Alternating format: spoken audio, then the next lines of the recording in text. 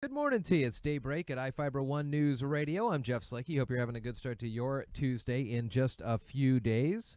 Lots of folks will be gathering at the Mason Transit Community Center for the 4th Annual Shelton Pickleball Tournament. I'm happy to have in studio Mike Olsen talking about this. Morning, sir. Good morning. So 4 years now you've been doing this. Yes, sir. Wow, that is great. Tell me about how it began and how it's been over the years. And I know that we started out on the roads in Shelton and moved into the Transit Community Center. And talk to me about the process and how you get people involved this time. Okay.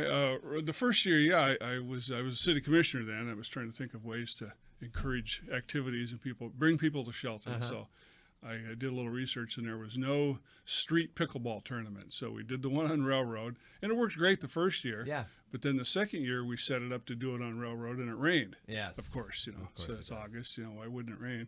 And so we luckily were able to slip into the transit where we normally play day by day. And ever since then, it was just easier. It just took a lot of prep work to stripe the street, and, it was a lot of extra hoops to jump, and it's working out great. Everybody loves it in there. It's really evolved. This year's our biggest turnout yet. We've got upwards of 36 players, and I turned down probably another 6 because we can, to finish it all in one day, we're kind of limited on space down there. Yeah. So next year it may be a 2-day event if we keep getting the interest we're getting. This year we've attracted probably a third of the players from out of town. Nice. And some of them are very high-level players. There's a ranking system for sanctioned tournaments. We're not one of them, but we've got some players that are ranked 4 or 5 and above. Is that something that you're thinking about in the future to get this on the list of that would be tour stops? I don't know if our courts would be officially able to handle much more.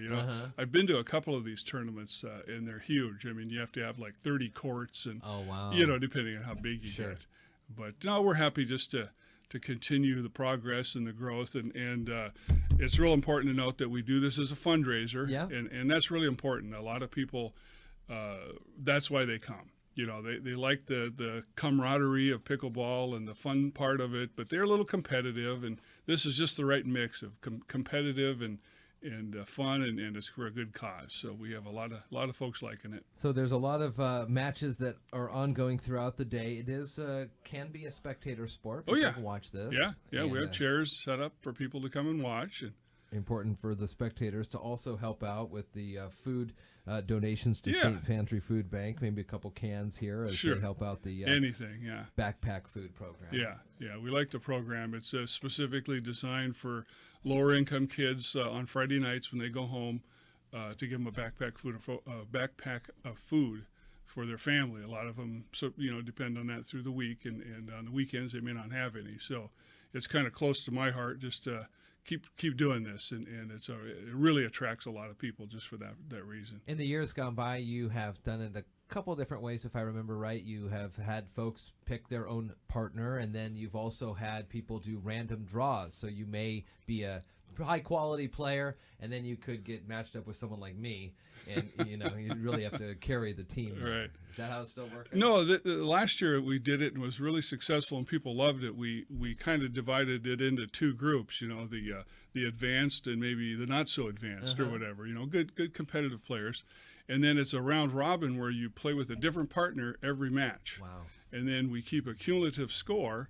And then at the end of I think we each get 6 matches. And at the end of that, the total top 2 scorers are a team, 3 and 4 are a team, so on.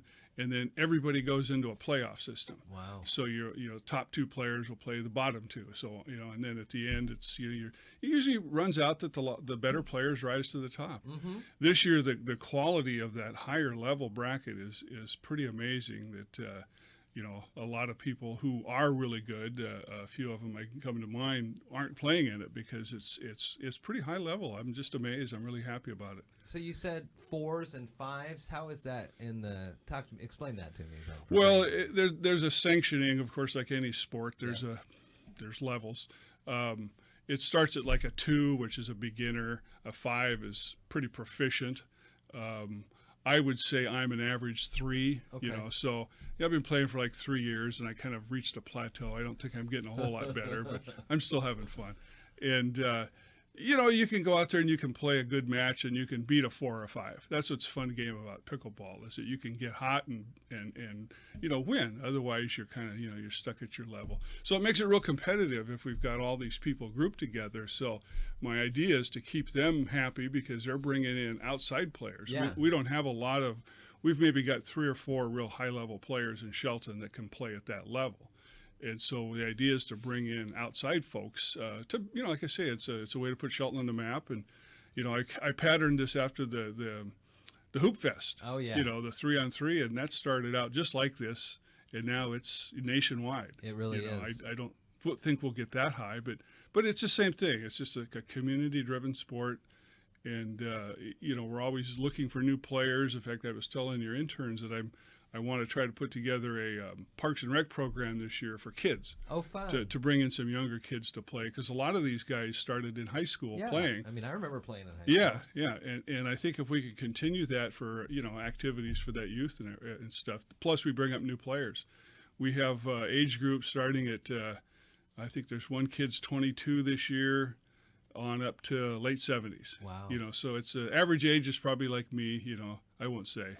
I'm pretty young. Average, yeah. So, but it's a great sport. In fact, the younger people are starting to take over it. It's such a great sport that the more athletic you are, the better you can be at it. But it's fun. So it starts at 9 on Saturday. How long is it going to go till? Probably 3 or 4 o'clock. Wow. By the time we're done. Okay.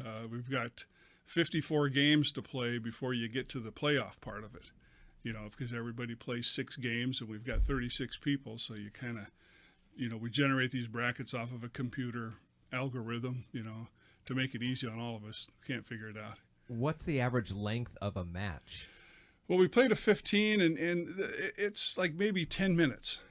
Really? Yeah, it goes real fast. We do what they call rally scoring, where there's a point scored on every serve. Oh, okay. So normal, regular scoring, you only gain points when you're on offense or when you're serving.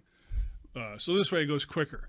But there can be real fun matches. I mean, they're definitely we play a couple hours each night, and it's a workout. Huh. When you're only playing little quick games like that, it's great. So you can come down for 20-30 minutes and get a good idea of what's going on. Yeah, it's real fun. It's the 4th Annual Shelton Pickleball Tournament this Saturday at the Mason Transit Community Center starting at 9. Let's see, proceeds go to help the Shelton Schools Backpack Food Program, also collecting cans for food for Saint's Pantry's Food Bank. We'll put the links to Mike contact information in the show notes, also to their Facebook page here when we post this thing. Well, good. Have a lot of fun this weekend. I will. It'll be a good time. Thank you for your support. Have a good day. All right.